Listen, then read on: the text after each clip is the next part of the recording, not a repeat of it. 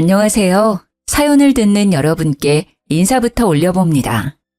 저는 세월이 언제 이리 흘렀나 싶은 70대의 할머니입니다. 저에게는 아주 가슴이 시리도록 아픈 이야기가 있습니다. 지금부터 그 이야기를 차근차근 풀어보려고 합니다. 저한테 사무치는 이야기이고 평생 잊을 수 없는 이야기이기도 해요. 끝까지 잘 들어주신다면 저와 함께 기쁨과 슬픔, 애환이 담긴 눈물을 흘릴 수 있을 것이라고 생각합니다. 저와 남편의 첫 만남은 20대 초반이었습니다. 이 나이에 이런 설명이 부끄럽기도 하지만 정말 요즘 젊은이들과 다를 것 없이 불타오르는 사랑을 했더랬지요. 그때부터 키워온 사랑으로 20대 중반에 들어섰을 때는 결혼까지 하게 되었습니다. 지금이야 결혼 정년기가 30대로 늦춰졌다 했지만 그 당시에는 20대 초반에도 결혼을 하는 사람들이 수두룩했답니다. 저도 집안에서는 노처녀 소리를 듣기 일보 직전인 딸이었습니다. 집에서는 제 결혼에 당연히 두 손을 들고 환영을 해주셨고요. 양가의 넉넉한 지원은 없었지만 그래도 두 다리 뻗을 수 있는 공간은 얻을 수 있었습니다. 결혼 당시에 주물공장 사업을 시작한 남편은 당연히 사업 초기였기에 돈을 많이 벌어오지 못했습니다. 남편과 저는 손가락을 빨다 잠이 드는 날이 있을 정도로 힘들게 아끼고 아끼면서 공장을 운영하며 살았습니다. 정말 어떤 날은 라면이 한 개밖에 남지 않아서 푹 끓여 면발이 퉁퉁 불어날 정도의 라면을 나눠 먹기도 했습니다. 그렇게 고생을 하다 보니 저희 부부에게 해 뜰 날이 언제쯤 올까 싶기도 하고 참 고민이 많았습니다. 저희 부부의 고된 사정을 아는 양가 부모님께서 가끔 생활비를 지원해 주시기도 했지만 두 집 모두 넉넉하지 않았기 때문에 손을 벌리는 것도 한두 번이 전부였죠. 자연스럽게 우리 부부에게 큰 고민거리로 다가온 것은 바로 이세에 관한 문제였습니다. 덜컥 아이를 갖게 되면 정말 아이를 굶겨 죽일 수도 있겠구나 하는 마음이 들었던 것입니다. 저와 남편은 고민 끝에 일을 해야 하는 남편 대신 제가 피임 시술을 산부인과에 가서 받기로 하면서 아이를 가지지 않기로 결심했습니다. 주물 공장을 운영한 지 4년 차가 되었을 때 그제서야 남편의 사업은 빛을 발하기 시작했습니다. 저희에게 단칸방 살림을 청산할 수 있는 기회가 생겼고 큰 집으로 이사를 가고 고기도 마음껏 먹을 수 있는 형편이 된 것입니다. 하지만 저희에게는 언제 다시 고생할지 모른다는 불안감이 있었기 때문에 아이를 가져야겠다는 생각은 따로 하지 않았습니다. 그러던 어느 날 제 몸에 단단히 탈이 났다는 걸 깨닫게 되었습니다. 머리도 어지럽고 속도 미식미식거리는데 위험이라도 생겼나 싶었죠. 게다가 몸이 계속 덜덜 떨리는 겁니다. 남편에게 아무래도 병원에 가봐야 할 것 같다고 해서 내과에 가서 진료를 받는데 아무래도 내과가 아니라 산부인과에 가야 할 것 같다고 하더군요. 제가 겪는 증상이 딱 임신 초기 증상이라고 하면서 말이죠. 제가 시술을 이미 다 했던 터라 반신반의하면서 산부인과를 찾았죠. 피검사를 하면서도 제가 피임을 한 것을 이야기했는데 산부인과에서 하는 말이 100%라는 건 없다고 하더군요. 완벽하지 않으니까 약을 쓰기 전에 혹시 모르니 검사를 해보는 게 좋겠다고 했습니다. 피를 뽑고 대기실에서 남편과 손을 꼭 잡고 기다리고 있는데 임신이 맞다고 이야기를 하는 겁니다. 저와 남편은 너무나도 놀랐어요. 그 작은 확률을 뚫고 생겨난 아이인데 어찌 놀라지 않을 수가 있겠습니까? 병원에서는 좋지 못한 저와 남편의 표정을 보고 혹시 낳을 생각이 없냐고 물어보더군요. 분명 아이는 가지지 않겠다고 결심했었으나 막상 작은 쌀알 같은 우리 아이가 제 뱃속에 자리 잡고 있다고 하니 낳을 생각이 없습니다 라는 말은 못하겠더군요. 의사 선생님께 피임 시술을 한 것은 태아에게 무리가 없느냐, 여기 오기 전에 속이 좋지 않아서 소화제를 먹었는데 괜찮느냐 여러 질문을 했습니다. 의사 선생님께서는 별 문제 없을 거라고 초음파를 봐야 알겠지만 아직 얼마 되지 않았을 거라고 하더라고요. 초음파를 보니 임신 8주 차라며 아이 심장도 잘 뛰고 있고 지금 봐선 아무 문제도 없으니 산모님은 걱정하지 말라고 하시대요. 출산에도 전혀 무리가 가지 않을 거라고 하시며 저에게 임신을 축하한다고 말을 전해주셨습니다. 남편과 저는 그 작은 확률을 뚫고 생긴 우리 아이를 낳기로 결심했습니다. 그때부터 남편은 제 발이 닿으면 안 되는 사람처럼 저를 안고 업고 다니곤 했습니다. 시댁과 친정에서도 오랜 시간 아이 소식이 없었던 저희에게 축복이 찾아온 것이라며 진심으로 축하를 해주셨습니다. 10개월을 꼬박 품었던 우리 아이가 우렁찬 소리를 내며 제 품 안에 핏덩이인 채로 안겼을 때는 정말 눈물이 앞을 가렸습니다. 너무너무 아프고 힘든 출산이었음에도 불구하고 그 아픔이 전부 잊혀지는 듯한 기분이 들었죠. 아이를 낳고 몸조리를 하고 회복을 하는 도중에도 시댁이고 친정이고 할 것 없이 저의 손발이 되어주셨고 많은 도움을 주셨습니다. 아무것도 모르는 초보 엄마를 위해 양가 어르신들이 두 팔을 걷고 나서주신 것이죠. 전몸살이라도 나면 친정어머니고 시어머니고 할 것 없이 제 몸살을 풀어주시려 온몸을 주물러 주시기도 했고요. 아이가 하도 울어대니 그 아이를 업고 달래느라 잠이 부족한 저를 위해 시부가 아이를 대신 달래주시기도 했죠. 온 가족이 아이의 눈앞에 알짱거리며 살펴주신 덕분인지 우리 아이는 정말 사랑을 듬뿍 받으며 하루가 다르게 무럭무럭 자랐습니다. 거기다가 집에 떡하니 아들을 낳은 덕에 시댁에서도 친정에서도 서로 경쟁하듯이 지원을 해주시고 싶어 하셨습니다. 물론 두 집 모두 넉넉한 살림은 아니었기에 돈으로 보여주셨다기보다는 행동으로 보여주셨죠. 그렇게 하루하루를 울어도 보고 짜증도 내고 행복함에 젖어 아이를 키웠고 아이는 기어다니다가 걸어다니게 되고 뛰어다니며 말썽을 피우는 나이가 되었습니다. 아이가 4살이 지난 어느 날, 그날은 우리 시부가 아이를 데리고 시장 구경을 다녀오겠다며 현관문을 나섰습니다. 걱정이 조금 되긴 해서 시부에게 아이 손을 꼭 잡고 가셔야 된다고 신신당부를 했죠. 최근 들어 시부의 건강이 많이 나빠지기도 했고 깜빡깜빡 하시는 증상이 늘어서 걱정이 되었거든요. 시부가 나이가 있으니 언제 쓰러질지 모른다는 불안감에 손주와 더 많은 시간을 보내고 싶다고 요 앞에 시장에 잠시 나갔다 오겠다고 하셔서 어쩔 수 없이 허락을 했습니다. 4살이 된 우리 아이는 솜사탕에 푹 빠져서 시장에 간다고 하니 신이 나서 발을 동동 굴렀죠. 시부와 아이만 보내는 게 마음에 걸려 결국 제가 따라가겠다고 시장에 간 김에 장이라도 보고 오겠다고 하니 시모가 말리더군요.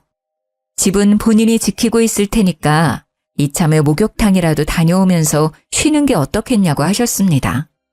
제가 목욕탕에서 몸을 지지는 걸 참 좋아했었는데 아이가 태어나고부터는 한 번도 가지 못했었거든요. 목욕탕 소리를 듣자 갑자기 온몸이 뭉치는 느낌이 들었고 뜨거운 탕에 들어가서 노곤노곤하게 몸을 풀고 싶다는 생각이 들었습니다.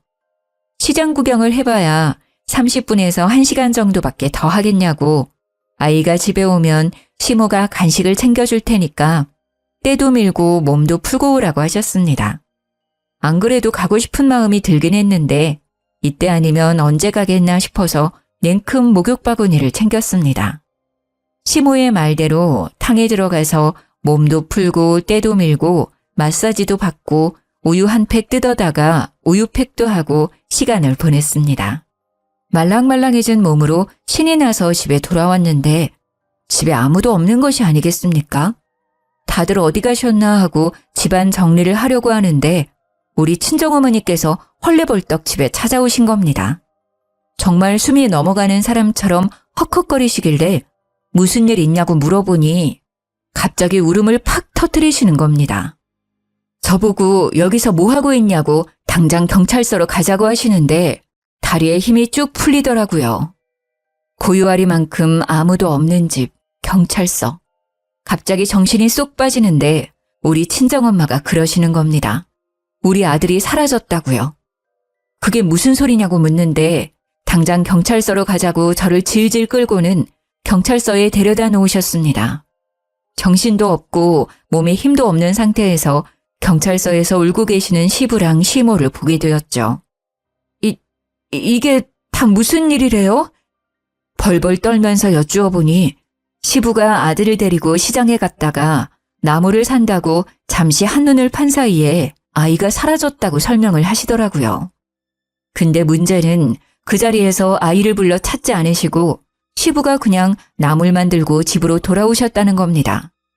집에 돌아와서 시모에게 나무를 건네고 시모가 애는 어디 갔냐고 물어보니 그제서야 우리 아들이 사라졌다는 걸 깨달으신 거죠.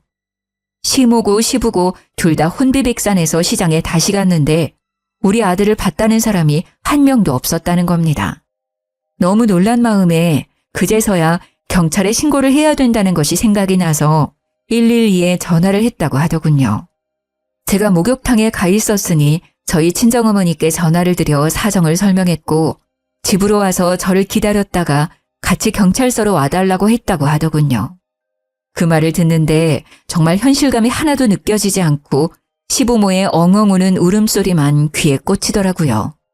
저는 숨을 꺽꺽 소리나게 쉬면서 제발 우리 아이 좀 찾아달라고 경찰을 붙잡고 사정사정을 했습니다. 남편도 공장에 있다가 헐레벌떡 집으로 돌아와 아이의 사진을 찾아 경찰서로 왔고 그 사진을 바탕으로 전단지를 배포하기도 했습니다. 하루가 꼬박 지나고 아무런 소식도 연락도 오지 않았고 경찰은 유괴의 가능성도 있을 수 있다고 하더군요. 정말 절망적이었어요. 시장을 경찰들과 샅샅이 뒤져가며 수소문을 했지만 아들의 흔적은 그 어디에서도 발견되지 않았습니다. 고작 4살밖에 먹지 않은 아들이 전화번호를 외우고 있을 리도 없었고요. 요즘은 흔한 미아 방지 팔찌도 그 당시에는 흔한 물건이 아니었습니다. 일주일이 꼬박 지나고 한 달이 지나도 아이는 돌아오지 않았고 경찰은 수사에서 점점 손을 떼기 시작했습니다. 집안은 정말 초상집 분위기가 따로 없었습니다. 저와 남편은 매일같이 울면서 시장을 돌아다녔고 시장 사람들도 저희 부부를 딱하게 생각했습니다. 그렇게 시간이 더 흘렀고 남편은 다시 일상으로 돌아가 일을 하기 시작했습니다. 저는 그런 남편을 보면서도 아무런 일도 할 수 없었습니다. 그저 시장에 매일같이 나가 한켠에 자리를 잡고 지나가는 아이들의 얼굴만 확인했습니다.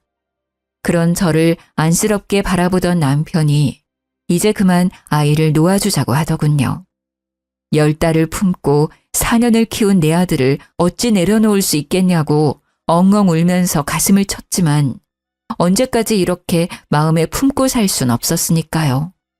남편과 함께 일상으로 돌아가려고 무던히 애를 썼지만 문득문득 떠오르는 아들의 생각에 참 많이 힘들었습니다. 엎친 데 덮친 격으로 아이를 잃어버렸다는 충격에 시부의 치매 증상이 점점 더 악화되기 시작했습니다. 그 당시만 해도 그냥 깜빡깜빡 하시나 보다 했던 시부의 증상이 치매라는 것을 알게 되었고 인지를 한 이후에는 급속도로 나빠지셨습니다. 결국에는 쓰러지기까지 했는데 정신이 불완전한 상태에서도 2달이나 병실에서 우리 아들의 이름만 부르시더라고요. 정말 기가 막히게 우리 남편도 저도 못 알아보시는데 우리 아들의 이름만은 또렷하게 기억하고 계시더군요. 시름시름 앓던 시부는 결국 세상을 떠나셨고 우리 가족은 또 한 번의 슬픔을 맞이해야 했습니다. 시부의 장례를 치르면서도 이게 꿈인지 생시인지 모르겠더라고요.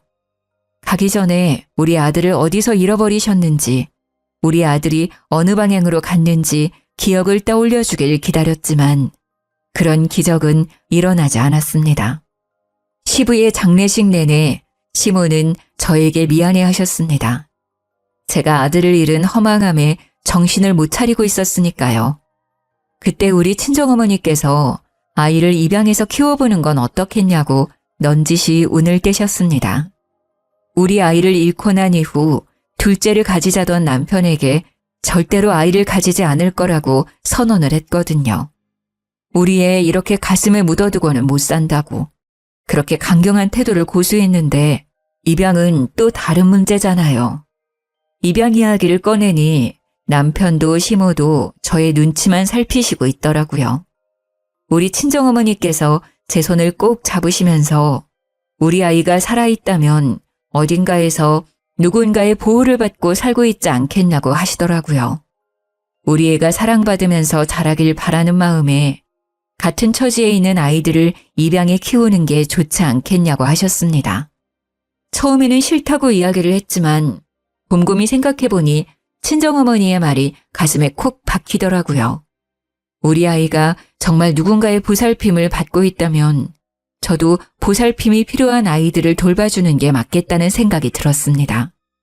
3개월간 치열하게 고민을 했고 결국 저는 아이를 입양하겠다는 결심을 내리게 되었습니다. 친정이고 시댁이고 우리 남편까지도 제 결심을 응원해주고 지지해 주었기에 가능한 일이었습니다. 고아원으로 찾아가 입양 계획서를 작성하고 우리 아이와 동갑인 남자아이를 입양하기로 결정을 내렸습니다. 그런데 원장 선생님과 이야기를 나누고 있는데 말도 잘 못하는 여자애기가 오빠 오빠 하면서 울고 있는 겁니다. 넌 누구니? 하고 물어보는데 애기가 아무 말도 못하고 엉엉 울더라고요. 알고 보니까 친동생은 아닌데 고아원에서 같이 생활하면서 친동생처럼 지내던 아이라고 하더군요. 제가 입양을 하려던 아이는 우리 아들이랑 동갑인 5살이었고 그 여자아이는 4살이라고 했습니다. 그 이야기를 듣는데 우리 아이를 잃어버렸던 시기가 딱 4살 때였다는 게 생각이 나면서 여자아이가 눈에 밟히더군요. 결국에는 남편과 상의를 하여 그 여자아이까지 2명을 모두 입양하기로 결정을 내렸습니다. 입양 준비가 끝나고 아이를 둘 다 집으로 데려왔습니다. 후적에도 당당하게 입양했다는 사실을 올려주었습니다. 정리된 등본을 보는데 사망 신고를 하지 않았기에 실종으로 처리가 되어 있는 우리 친아들을 보며 또 한 번 가슴이 찢어지는 고통을 느끼게 됐죠.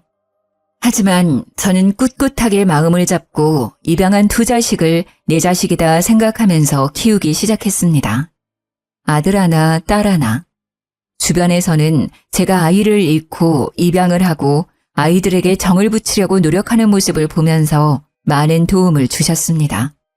우리 아들을 잃어버렸던 트라우마가 단단히 있었던 터라 아이들이 절대로 혼자서 돌아다니지 못하게 했지요. 아이들이 자라서 중학생이 되고 고등학생이 되고 대학생이 될 때까지도 물가에 내놓은 아이 보듯 돌봤습니다. 물론 아이들은 자기들도 다 컸다고 저에게 몇 번 반말을 하긴 했지만 저는 꿈쩍도 하지 않았습니다. 성심성의껏 돌보았다고 정말 자부할 수 있습니다.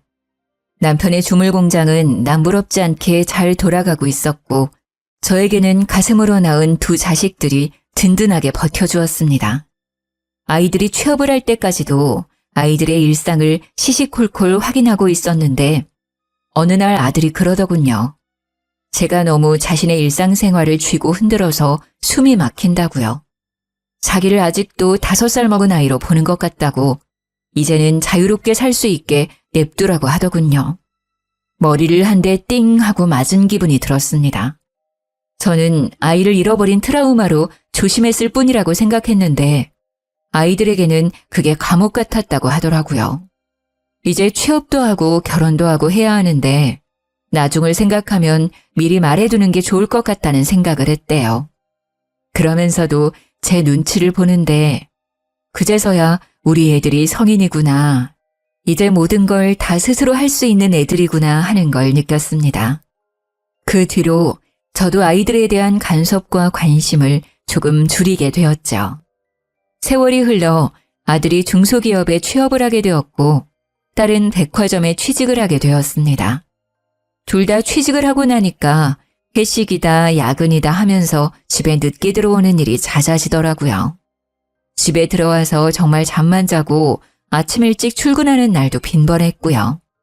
엄청 바쁘게 사는 와중에도 아이들 걱정에 잠을 못 자겠더라고요. 직장 생활을 하는 아이들을 보니 마음이 헛헛해지기도 했고요. 아이들이 취직을 해서 월급을 받기 시작했으니 각자 생활비는 벌어서 쓰는 걸로 생각하고 있었습니다. 당연히 용돈도 끊었는데 아이들이 우리 남편에게 왜 용돈을 주지 않냐면서 따지고 있더라고요. 제가 너희들도 돈을 벌고 있는데 웬 용돈 타령이냐고 했죠. 그러니까 애들이 너무 당당하게 자기들 월급은 카드값으로 이미 다 나가고 없다면서 현금을 좀 달라고 하는 겁니다. 카드를 도대체 얼마나 긁어댔으면 월급이 하나도 남지 않냐고 하니까 딸이 하는 말이 취업도 했으니 명품 가방도 하나 필요하고 옷도 새로 샀다고 하는 겁니다. 사치를 부리느라 카드값이 어마어마하게 나왔다면서 용돈을 넉넉하게 달라고 손을 내밀더라고요. 아들에게 너는 왜 월급을 탕진했냐고 물으니 출퇴근하는데 필요할 것 같아서 차를 샀다고 하는 겁니다. 문제는 지 월급이 뻔한데도 불구하고 차는 좋은 거 끌고 다녀야 하지 않겠냐고 외제차를 떡하니 구입해서 온 거죠. 순간 골이 띵하고 아파서 머리를 부여잡으니 애들이 잔소리를 듣기 싫었는지 먼저 선수를 치더군요. 지네들이 친자식이 아니라서 용돈도 이제 안 주는 거냐며 다른 집은 취업 선물로 가방도 사주고 차도 사준다고 하더라고요. 그 말에 평생을 내 자식처럼 보살폈던 아이들에게 상처를 입었습니다. 남편이랑 저랑 둘 다 하늘이 무너지는 듯한 기분이 들었습니다. 저도 순간 마음이 격해져서 아이들에게 큰 소리를 내고 말았죠. 내 자식 잃고 너희들 데려다가 내 자식처럼 키운 거 다 알고 있지 않냐고요. 가슴으로 낳은 자식이다 생각하고 평생 뒷바라지를 했는데 그런 소리를 할 수 있냐고요. 엄마, 농담이지. 뭘 그렇게까지 정색을 하고 그래? 그러지 말고 용돈이나 좀 줘요. 라고 했습니다. 아이들은 그 이후로도 간간히 돈이 없다며 남편과 저에게 용돈을 타갔습니다. 남편의 주물 공장이 그나마 건재했기에 가능한 일이었습니다. 애들이 사회생활을 하면서 돈을 쓰는 게 무섭지도 않은지 물 쓰듯이 쓰더라고요. 월급 200만 원 받는 걸로 사치를 어찌나 하던지 딸방에는 점점 명품 가방이 늘어났고 아들은 차에 돈을 쏟아붓더군요. 저와 남편은 기가 막혀서 혀를 내두를 정도였습니다. 그렇게 철없이 살기를 몇 년. 아들이 32살이 되었을 때 우리 시모가 노환으로 세상을 떠나게 되었습니다. 지병이 있었지만 몇 년 더 사실 줄 알았는데 이렇게 일찍 가실 줄 몰라서 내내 장례식장을 지키며 하염없이 눈물을 흘렸습니다.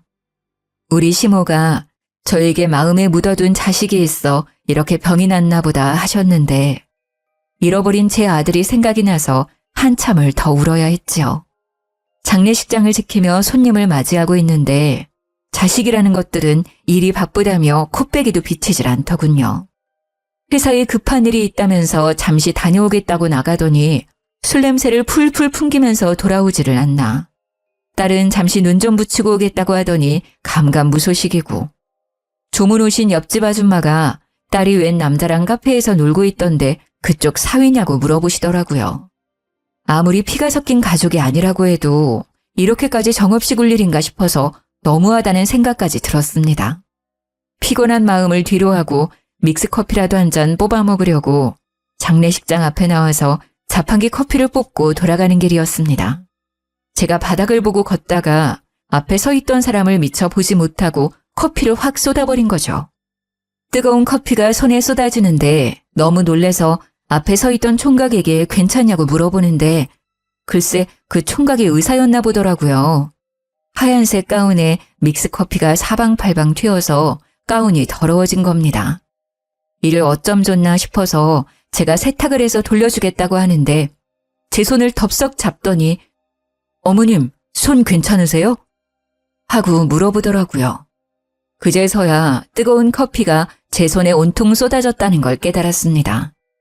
그 의사 총각이 저에게 커피가 뜨거웠을 텐데 화상이라도 입은 거 아니냐고 제 손을 막 이리저리 살피더라고요. 제가 꿈뻑꿈뻑 눈만 뜨고 있으니 자기가 외과 의사라고 하면서 조금 빨개지긴 했지만 물집 잡힐 화상은 아닌 것 같다고 하더군요. 혹시 모르니까 차가운 물로 깨끗하게 씻고 자기 진료실로 오면 연고를 발라주겠다며 친절을 베풀었습니다. 아니라고, 제가 약 사서 바르면 된다고, 그나저나 가운이 더러워져서 어떻게 하냐고 발을 동동 굴렀더니 여분의 가운이 있어서 괜찮다고 하더라고요. 사람이 참 선하게 생긴 게 사위로 삼으면 딱 좋겠구나 싶어서 눈이 자꾸 가더라고요.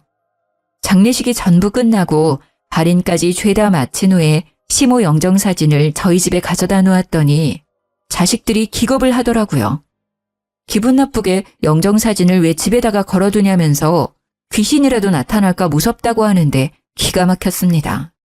우리 남편이 결국 참지 못하고 딸에게 그게 무슨 말버릇이냐고 패도해도 너무한다고 한 소리 했죠.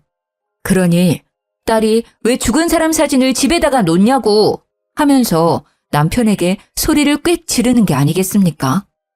원래 저렇게 막되먹은 아이였나 하는 생각이 들면서 마음이 참 씁쓸하더라고요. 그래서 저도 자식들에게 그랬죠. 아무리 피가 섞이지 않고 대면대면하게 지낸 할머니라고 해도 그렇지. 장례식장 내내 어딜 그렇게 싸돌아다니느라 바빠서 자리를 지키지도 않았니? 첫째 너는 회사 간다 하더니만 술 냄새를 잔뜩 풍기면서 돌아오지를 않나. 둘째 너는 눈 좀 묻히고 온다더니 장례식장 앞 카페에서 데이트를 하고 돌아오질 않나. 제가 대놓고 일침을 날리니까 애들이 전부 꿀먹은 벙어리 마냥 조용해지더라고요. 남편도 머리가 아픈지 다들 들어가라고 하는데 아들이 궁시렁거리는 소리가 조용히 울려 퍼졌습니다. 다른 집 할머니들은 죽기 전에 재산도 나눠주고 한다는데 우리 할머니는 그런 것도 안 해주고 말이야. 우리 회사 동기는 보니까 재력 있는 할머니 만나서 손주들한테 땅이랑 건물이랑 다 물려줬다는데. 그 말에 우리 남편이 머리 끝까지 화가 나서 아들에게 소리를 질렀습니다. 저도 아들의 말에 너무 놀라서 헛웃음이 다 나더라고요. 너 그게 무슨 말본세야? 내가 너네 눈치 보면서 사느라 그동안 하지 못한 말이 한두 개인 줄 알아? 자식으로 생각해서 걱정되는 말을 하면 친자식이 아니라서 잔소리며 참견이며 하는 거냐고 폐악을 부리고 용돈 달라고 손 내밀 때마다 소비 습관이 걱정돼서 말을 하면 친자식 아니라서 참견하는 거냐고 하고 여태까지 키워준 게 몇 년인데 그런 소리를 우리 앞에서 하고 있어. 그러니까 아들이랑 딸이 기가 차다는 듯이 혀를 차면서 이야기를 하더라고요. 키워준 게 몇 년이냐고요? 진짜 친자식들한테는 그런 거 물어보지도 않는다고요. 우리가 남이니까 우리한테 쓴 돈이 아까워서 지금이라도 뽕 뽑으려고 그러는 거죠? 나중에 죽으면 몇 자리 돌봐줄 사람도 필요하고 병수발 들 사람도 필요하니까. 그 말에 저랑 남편은 정말 뒤로 넘어가는 줄 알았습니다. 남편이 이건 아니다 싶었는지 아들이랑 딸을 향해서 강단 있게 이야기를 했지요. 너네도 이제 다 컸고 직장 생활도 하니까 집 얻어서 나가 살아라. 나도 이제 네 엄마랑 오순도순 노후 즐기면서 살아보련다. 그 말에 아이들이 갑자기 돈 한 푼 없이 어디를 나가 살겠냐고 집이라도 얻어주고선 그 말을 하라고 하더군요. 누가 보면 집이라도 맡겨놓은 사람처럼 당당하게 구는데 우리 남편이 기가 막히다면서 알아서들 하라고 일침을 놨습니다. 나이가 둘 다 30살이 넘었는데 그 정도 능력도 없으면 앞으로 어떻게 가정을 꾸리고 살 거냐고 원룸 하나 얻을 돈은 모아뒀어야지 했어요. 애들이 그제서야 남편이 진심으로 한 이야기라는 걸 알았는지 저에게 달라붙더라고요. 엄마, 우리 진짜 내쫓을 거 아니지? 우리를 친자식이라고 생각한다며 하면서 말이죠. 손바닥 뒤집듯이 태세를 바꾸는 아이들을 보면서 팔뚝에 소름이 돋을 지경이었습니다. 저도 남편의 뜻을 따라 모르겠다고 나도 네 아빠 말대로 할 거라고 하고는 방에 들어와 문을 닫아버렸습니다. 그 다음 날부터는 진짜 내쫓길까 무서웠는지 지들이 집 청소도 하고 설거지도 하면서 우리 부부 눈치를 보더군요. 그렇게 유예 기간을 주고 1년을 더 보낸 어느 날 아들이 결혼을 하겠다면서 여자를 하나 데리고 왔습니다. 양가에서 허락만 한다면 당장 결혼하고 싶다고 하는데 예비 며느리가 한다는 소리가 아주 가관이었습니다. 아버님이 공장 운영하시면서 돈을 꽤 번다고 하던데 맞나요? 그러면 집은 강남에다가 얻어주실 수 있죠? 저도 결혼하고 나면 일 그만두고 싶은데 생활비 좀 보태주실 수 있나요? 그 말에 우리 남편이 열이 받아서 생활비를 왜 우리가 보태주냐고 결혼했으면 가정은 스스로 돌보는 거라고 했습니다. 그러자 입을 삐죽이면서 대뜸 우리 아들한테 결혼을 다시 생각해보자고 하고 자리에서 일어나더라고요. 뭐 저런 게 다 있나 하는 얼굴로 바라보고 있는데 아들이 벌떡 일어나서는 아빠 하면서 남편을 부르더라고요. 저랑 남편은 결국 며칠간의 논의 끝에 아들에게 집은 구해주고 생활비는 보태주지 않는 방향으로 합의를 보고 결혼을 시켰습니다. 강남은 아니었지만 회사 가까운 곳에 집을 얻어주면서 더 이상 우리에게 돈돈거리지 말라고 선언을 했죠. 아들 장가 보내고 한시름 놨다 싶었는데 몇 개월 뒤에 딸도 결혼을 하겠다고 하면서 오빠한테 집을 해줬으니 자기도 해달라고 하더군요. 둘 다 자식인데 어떻게 한 놈만 해주고 한 놈은 무시할 수 있겠습니까? 남편이 공장 대출을 받아서 집을 해주고는 저에게 공장 대출금만 갚고 나면 모든 걸 다 정리하고 쉬자고 하더군요. 5년이란 세월이 흐르는 동안 공장을 담보로 저금리 대출을 받았던 돈은 다 갚았고 공장도 웃돈을 주고 팔았습니다. 우리 자식들은 아들, 딸을 낳고 잘 살고 있었고 저희 친정엄마는 노환으로 인해 병원에 입원을 하게 되었습니다. 병원에 입원해 있는 동안 우연히 예전에 커피를 쏟았던 그 의사 선생을 다시 만날 수 있게 되었습니다. 우리 친정엄마가 병원에 입원해 있어서 자주 온다고 하니 가끔 병실에 인사도 하러 오고 같이 자판기 커피를 뽑아 마시며 시간을 보내기도 했죠. 물론 의사 선생이 많이 바빠서 오랜 시간 이야기를 나눌 순 없었지만 일주일에 한두 번 5분에서 10분 이야기를 나누는 시간이 참 즐거웠습니다. 우리 아들이 40살이 되었을 때 제 나이도 70살이 되었는데 칠순잔치를 하자고 하더군요. 아이들이 먼저 말을 꺼내길래 당연히 자식들이 준비해 주는 줄 알았더니 지들은 돈이 없으니 저보고 예약을 하라고 하더군요. 고급 호텔에서 격식 있게 하자며 1,000만 원이 든다고 말하는데 어휴, 제가 올 사람도 많지 않은데 뭘 그리 비싼 곳에서 하자고 하냐. 그냥 가족들끼리 간단하게 밥 먹고 끝내자고 했습니다. 제 생일잔치에 제 돈 내고 그리 비싼 곳에서 할 필요가 없었으니까요. 그러니까 자식들이 공장 팔아서 돈 좀 받지 않았냐고 자기들 처가 시댁 식구들에게 자랑을 좀 하게 돈을 쓰라고 하는 겁니다. 결국 제가 원하던 조용한 생일잔치는 사라지고 원하지 않게 모든 일가 친척을 다 초대해서 호텔에서 잔치를 하게 되었습니다. 잔치가 끝나갈 무렵에 친정어머니께서 입원해 있던 병원에서 급하게 연락이 왔습니다. 저는 전화를 받고 놀라서 잔치 중간에 뛰쳐나가 병원으로 달려가게 되었죠. 제 칠순잔치 날 92살이시던 우리 친정어머니께서 깊은 영면에 잠기셨습니다. 저는 또 한 번의 장례를 치르면서 심신이 많이 지친 상태가 되었죠. 자식을 잃은 아픔과는 달리 부모의 죽음은 또 다른 상실감으로 찾아오더군요. 근데 우리 자식들이 그런 저를 보면서 뭐라고 했는지 아십니까? 글쎄, 생일잔치 중간에 나오는 게 어디 있냐고 그 호텔 예약 잡는 게 얼마나 어려운 건지 아냐고 하더군요. 비싼 밥 제대로 먹지도 못하고 나왔다고 억울하다고 하는데 진짜 뺨이라도 한 대 갈기고 싶어 주먹을 불끈 쥐었습니다. 제 마음을 대변하듯 우리 남편이 아들의 뺨을 후려쳤습니다. 너 지금 다른 사람도 아니고 할머니가 돌아가셨다는데 그 나이 먹고 할 말이야? 아, 지금 내 뺨 때렸어? 내가 친자식이 아니라서 막대하는 거지 지금. 나도 이제 당신들 내 부모라고 생각 안 하고 살 거야. 돈을 꽁꽁 싸들고 있으면서 한 푼도 나눠주질 않는 걸 보면 나중에 친자식 찾으면 다 주려고 그러는 거 아니야. 위선자들 같으니라고. 당신 같은 사람들 돈줄이라고 생각했지. 단 한 번도 부모라고 생각한 적 없어.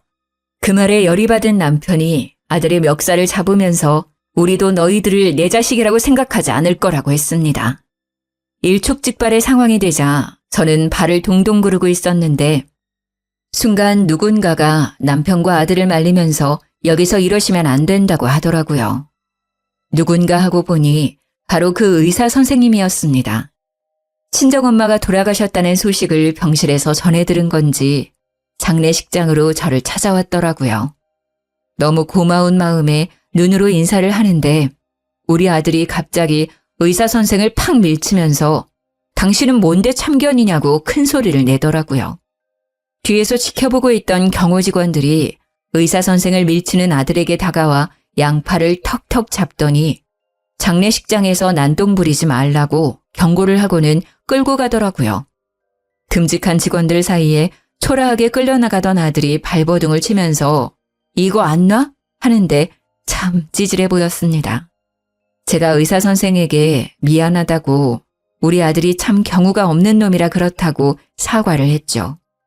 그러니까 의사 선생이 아니라고 괜찮다고 하더니 저분들이 자식들이냐고 저에게 묻더라고요. 질문이 조금 이상하다 싶긴 했지만 고개를 끄덕이면서 대답을 했죠. 부끄럽지만 제가 가슴으로 낳은 자식들이랍니다. 그래서 그런지 마음을 영 잡지 못하고 저리 엇나가네요. 부족한 것 없이 키운다고 키웠는데도 친자식이 아니라서 차별당하는 것 같다는 자격지심을 가지고 있어요. 입양을 하면 다들 그런 생각을 가지고 있는 건지 가슴이 답답하네. 그러니 의사 선생이 하는 말이 모든 입양아들이 그런 건 아니라고 하더군요. 저도 어릴 때 입양이 되어서 양부모 밑에서 자랐지만 저런 마음을 먹어본 적 단 한 번도 없습니다. 저 사람들이 못된 사람들이니 너무 마음 아파하지 마셔요. 제가 고맙다고 인사를 하니 친정엄마께 국화 한 송이 올리고 싶은 마음에 방문을 했다고 하더군요. 가서 인사드려도 된다고 하니까 조용히 들어가서 기도도 올리고 인사도 올리더라고요. 짧게 만나서 이야기도 많이 나눠보지 못한 사람인데 예의도 바르고 참 대단하다 싶었습니다. 입양하라는 콤플렉스도 전혀 없어 보이니까 더욱 우리 자식들이랑 비교가 되더라고요. 저의 표정이 영 좋지 못하니 선뜻 자리에서 일어나지도 못하고 저에게 두런두런 이야기를 하기 시작했습니다. 자기 나이가 40살인데 토끼 같은 자식들도 둘이나 있다면서 사진을 보여줘도 되겠냐고 하길래 고개를 끄덕였습니다. 신이 나서 휴대폰에 들어있는 사진을 보여주는데 큰애가 딸인데 7살이고 둘째가 아들인데 4살이라고 설명을 해주더라고요. 그런데 그 순간 정말 세상이 멈춰버린 듯한 기분이 들었습니다. 4살이라던 둘째 아들의 사진을 보는 순간 온몸에 소름이 쫙 돋는데 우리의 잃어버린 아들과 똑같이 생긴 아이가 사진 속에 떡하니 있더라고요. 너무 놀래서 숨을 헉헉 쉬면서 눈물을 줄줄 흘리니까 의사 선생이 놀래서 저에게 왜 그러시냐고 묻더라고요. 과호흡이 온 거 아니냐, 자기 따라서 숨을 쉬어라 하면서 저를 막 살피는데 제가 우리 남편 하면서 남편을 불렀습니다. 의사 선생이 놀래서 손님과 있던 우리 남편을 불렀고 저는 남편에게 의사 선생의 휴대폰을 들이밀었습니다. 우리 진수! 남편이 사진을 살피더니 눈이 휘둥그레져서는 진수가 여기 왜 있어? 의사 선생은 영문을 모르는 채 울고 있는 저와 남편을 번갈아 가면서 보고 있었습니다. 여기 이거 봐봐. 의사 선생 아들이래. 4살 된 아들이래. 남편이 의사 선생의 손을 덥석 잡으면서 물었습니다.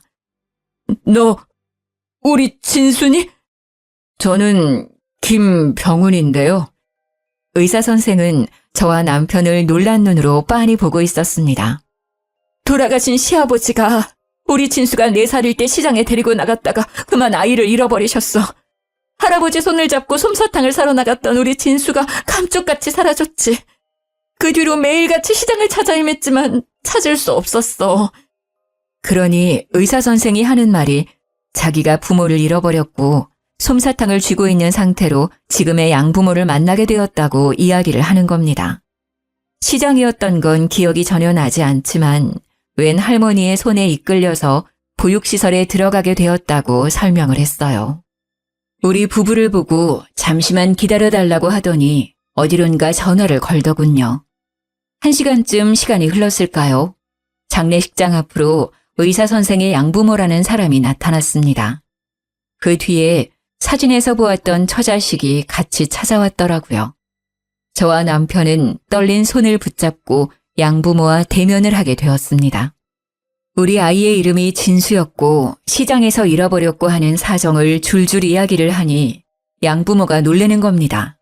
맞다고 우리 병훈이 원래 길 잃은 아이였다고 말하는데 정말 너무 놀래서 눈앞이 캄캄해지더군요. 시부의 손을 놓친 진수는 시부를 찾다가 시장 밖으로 나가게 되었고 웬 할머니가 울고 있는 어린애를 보고 집으로 데려갔다는 겁니다. 배가 고프다고 우니까 간식을 먹이고 경찰서에 데려다 놨는데 시장이랑은 거리가 좀 있었던 거죠. 지금처럼 인터넷이 있던 시절이 아니니 경찰끼리 협조가 잘 되지 않았고 결국 보육시설에 연계가 된 것이었습니다. 거기서 지금의 양부모에게 입양이 되었고 이진수에서 김병훈으로 이름까지 바뀌게 된 것이었죠. 그러니까 의사 선생이 정말 잃어버린 우리 아들 진수였던 것입니다. 우리는 바로 유전자 검사를 의뢰했고 천국과 지옥을 오가며 2주를 버틴 결과 친자가 일치한다는 결과를 받게 되었습니다. 양부모도 우리 아들 진수도 진수의 처와 자식들까지도 우리 부부에게 고생했다고 눈물바람으로 인사를 전하더라고요. 저희도 고생했다, 고맙다, 버텨줘서 고맙다 인사를 했습니다. 그 뒤로 진수는 저희와 양부모를 오가며 아들 노릇을 톡톡히 하기 시작했습니다. 며느리와 손주들까지도 얼마나 성심이 곱던지 뒤늦게 나타난 저희 부부가 부담스러웠을 텐데도 진심을 다해 살갑게 굴더군요. 낯설어하는 손주들과 친해질 수 있도록 따로 시간까지 마련해 주었습니다. 장례식장에서 그 소란이 일어난 이후 우리는 입양한 아들, 딸과는 완전히 인연을 끊었습니다. 간간히 주던 생활비를 끊어버리니 또 한 번 난리를 쳤죠. 손주들 조기 유학을 보내야 한다며 지원을 해달라고 뻔뻔하게 굴길래 내쫓았습니다. 딸 역시 자기 가게를 내고 싶다며 돈을 달라고 하길래 일 없다고 내보냈죠. 둘 다 돈을 주지 않으니 집에 찾아와서 입양한 자식은 자식이 아니냐 똑같은 소리를 하길래 딱 잘라서 이야기를 했습니다. 부모라고 생각도 안 한다고 할 때는 언제고 돈 필요할 때만 부모냐? 너희에게 진심으로 실망했고 지금까지 지원해준 돈만 해도 충분하다 생각이 든다. 너희의 뻔뻔함에 치가 떨리니 지금이라도 파양을 할 생각이다. 끝까지 1억을 주면 조용히 파양당하겠다고 고집 부리는 것들을 보면서 혀를 내둘렀습니다. 저희는 변호사의 도움으로 파양 신청을 했고 그 이후로도 자식들 유학비 지원해달라, 빚 좀 갚아달라 하면서 몇 번이나 찾아오는 걸 돌려보냈습니다. 뒤늦게 만난 친아들에게 부담이 되고 싶지 않아서 노후 자금을 아끼며 잘 살고 있고 난동을 부린 파양당한 자식들은 접근 금지까지 신청해 두었습니다. 키운 정이 있어 마음이 아프긴 했지만 뻔뻔하게 부모를 돈이라고만 생각하는 그들은 없는 게 낫겠다 싶더라고요. 앞으로의 여생이 얼마나 남아있을지 짐작이 가진 않지만 뒤늦게 찾은 우리 아들 진수와 함께 행복한 여생을 보내려고 합니다. 손주들과 며느리까지 알뜰살뜰하게 챙기면서 지금부터라도 진짜 가족의 정을 나누며 살아갈 겁니다. 제 이야기는 여기까지입니다. 들어주셔서 감사해요.